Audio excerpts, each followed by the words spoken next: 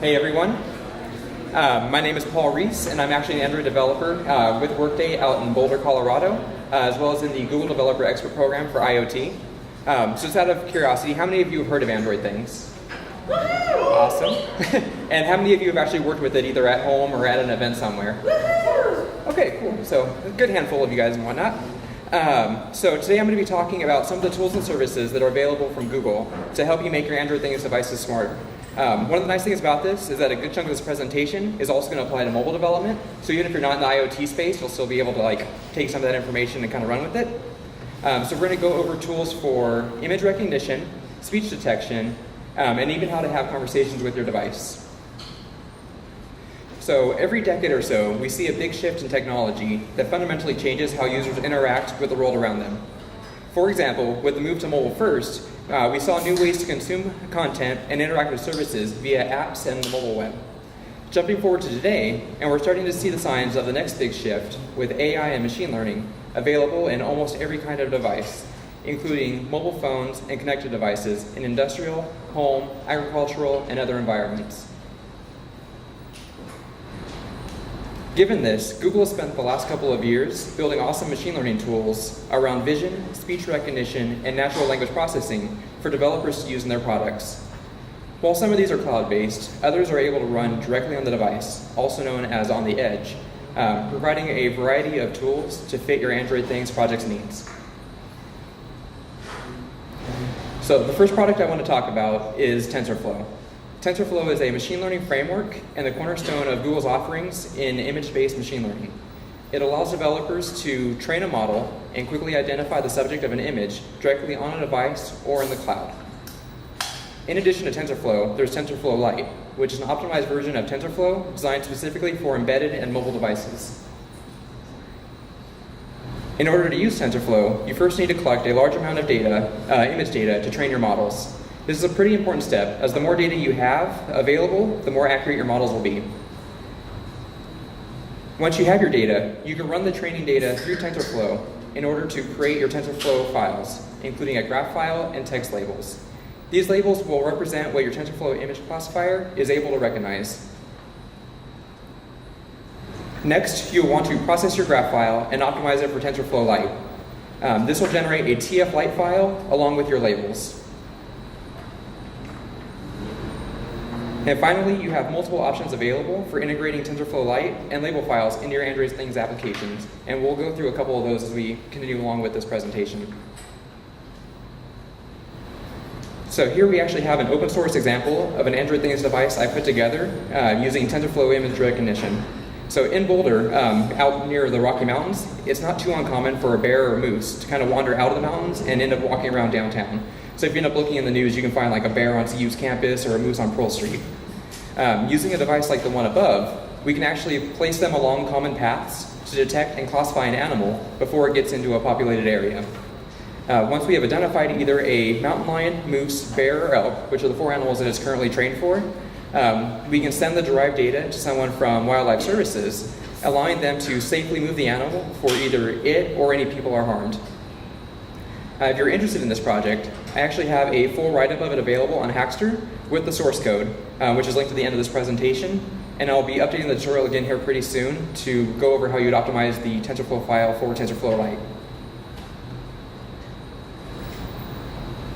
Another option that developers have for integrating machine learning into their Android Things project is MLKit for Android, which was just announced about 2 months ago at Google I/O. MLKit is a collection of APIs that fit common machine learning use cases and provide a simple-to-use solution for beginners to machine learning to get up and running with. So this will work on Android Things as well as your standard Android phones. So the first feature included in MLKit that we're going to discuss, as you may have guessed, is TensorFlow. It's a pretty big part of the machine learning offerings for vision. Using TensorFlow through MLKit, you have a few options. You can either host your classifier files in the cloud or run them directly from your device. One thing that's really awesome about this is you can actually support both.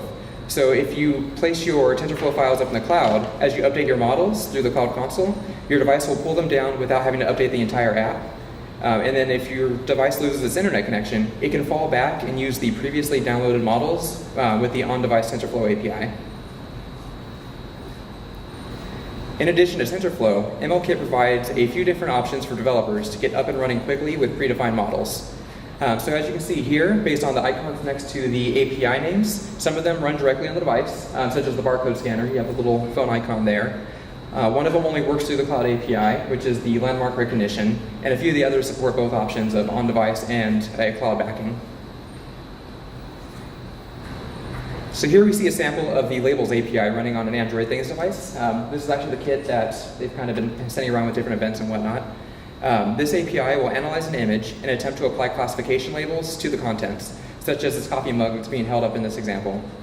When using the on-device API, you can access just over 400 labels, whereas if you use the cloud-backed API, there's a broader set of categories and just over 10,000 different labels that can be associated with an image. Next, we have the text recognition API. So when using the on-device API, MLKit can read Roman characters in both upper and lowercase characters, as we can see here where passport is all in caps and United States is capitalized properly. And however, the Cloud API allows you to read text off of documents and recognize character sets from additional languages. If you're familiar with the machine learning offerings from Google Play Services on Android, then this one should look fairly familiar.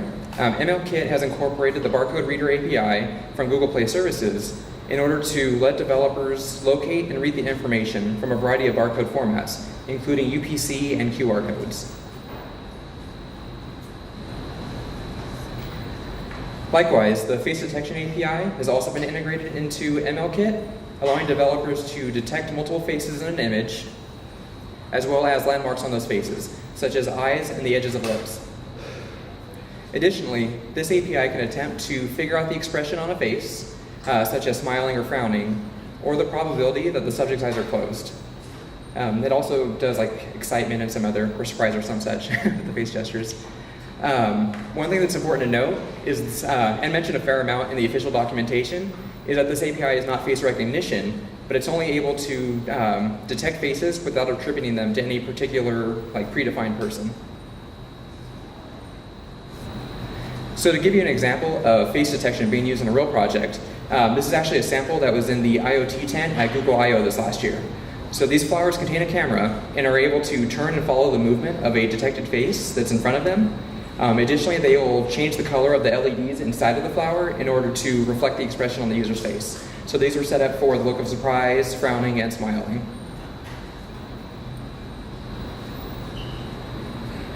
And then finally, we have the landmark detection API. So while this API is currently only cloud-based, it is able to detect a huge variety of landmarks, including Denver's own Union Station, which some of you may have visited if you took the train down from the airport. So while Union Station isn't in and of itself a huge world-famous landmark, it is pretty cool to see that the API works with more than just your big-name landmarks, such as the Golden Gate Bridge or the Eiffel Tower. So now that we know what MLKit can do, let's dive into how we can implement it. So for the example that we're going to go over, we'll focus on labeling objects in an image, though the way the Firebase MLKit API is set up, the same flow applies to all the samples that we previously just saw. So the first thing we want to do is import the dependencies through your build.gradle file. MLKit is built on Firebase, so you'll need the core dependency as well as the MLKit specific dependencies. So here we're actually just pulling in the label model and ML vision. Next, you'll need to go into your Android manifest file and include the metadata related to the type of classifiers that you would like to use in your product. Here we can see that we've included model dependencies for text recognition, face detection, barcode scanning, and object labeling. This is just to show that you can actually include multiple parts of MLKit's vision APIs into your apps. For this example, we actually only need the label value that's at the end of this. Once you're done with the initial setup, you can start using the MLKit APIs in your project. So this sample uses the onImageAvailable callback from Android's camera API to access a media image, and will then run it through the Labels API. The first step in using MLKit is getting the rotation of your image. This is important because an object must be facing the same general direction as the trained model to ensure that your contents are recognized. For brevity, the implementation of Git rotation compensation is left out of the sample code, though I'll go over where you can find that later in the presentation. Next, you'll need to convert your image into a Firebase Vision image object. While we are converting a camera image, the Firebase Vision image class contains multiple methods that can support changing images from a variety of sources, such as assets, input streams, and resource files. Once you have your Firebase Vision image, you can create an options object to customize how MLKit's API will work in your project. In this example, we're setting the confidence threshold for labels at 80%, so only labels that the API is fairly confident in will be returned to our application. Up next are Firebase Vision Detectors, which is pretty much where the magic happens with MLKit. So here you can see that we're using the Vision Label Detector. You will always need to create some kind of detector object depending on which portion of the API you're using, although which one you use will depend on that API that you want to access. So, however, as mentioned before, all the detectors will work pretty similar to one another.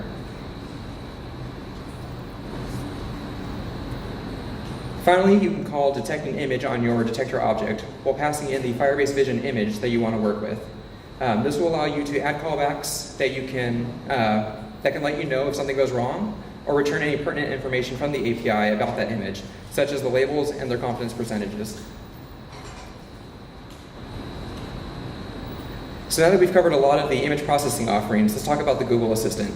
The Assistant is your entry point into speech recognition and natural language processing, allowing your users to control their devices with a more natural interaction. The Google Assistant SDK enables you to embed your Google Assistant into your own custom hardware projects. This allows users to not only ask about the time and weather, but also have custom voice options for your device. You may recognize the cardboard box on the right here as the AIY voice kit. So that actually came with instructions for turning a Raspberry Pi running Android things into essentially a Google Home by adding the Assistant SDK to that device. Using some of the predefined assistant actions, users can say, turn on, set the color to green, adjust the brightness to 65%, or a variety of other commands to directly control their device. Once the assistant has transcribed the user's command, it will be sent to the device in a nicely formatted JSON response, allowing the device to properly handle the request. So here you can see a lamp that I actually recently 3D printed and worked on the demo, some of these actions, as well as gesture controls. So that'll be open source and should have a tutorial here pretty soon. In addition to preset traits, the assistant allows your device to register custom actions. So if we take this range, for example, you can see that there's a lot of options and a whole lot of buttons on there, as well as a display.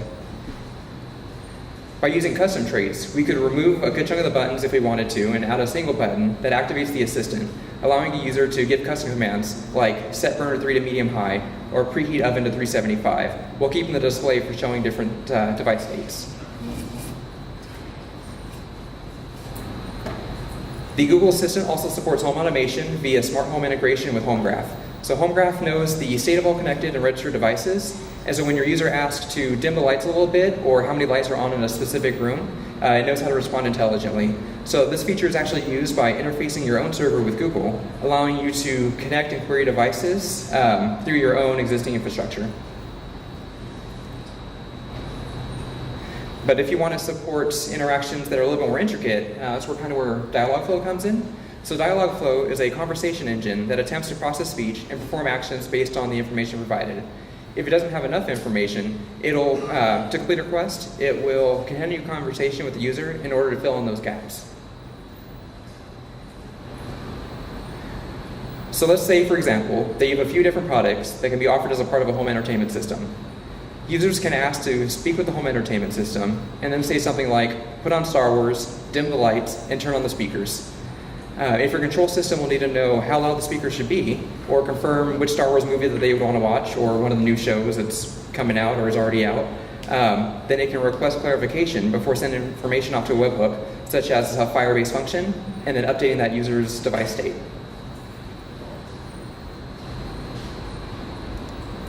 Finally, we have Google Cloud Machine Learning.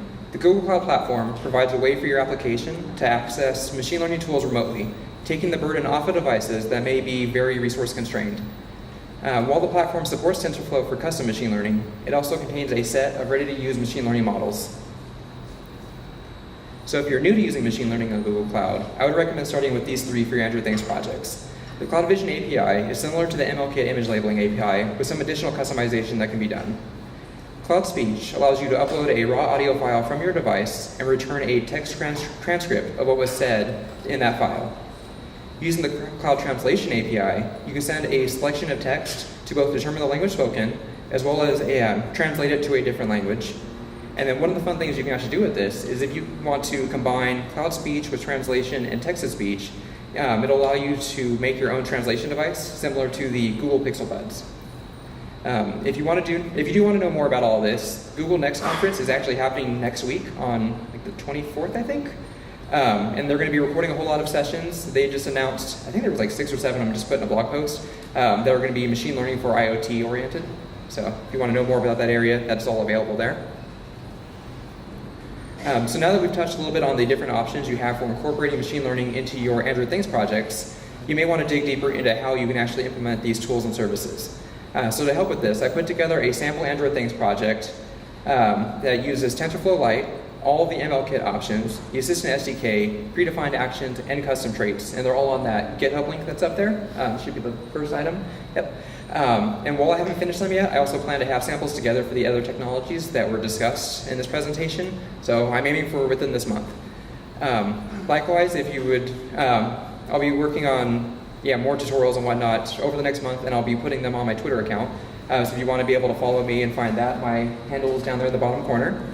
If you're interested in other things that developers are making with Android Things and machine learning, I strongly suggest going to check out the Hackster link. It's a site where people are just kind of putting up their projects as they go along, so you can see the open source things that people are making. And to know anything more about the things that we've talked about, you can see the official documentation also linked up here.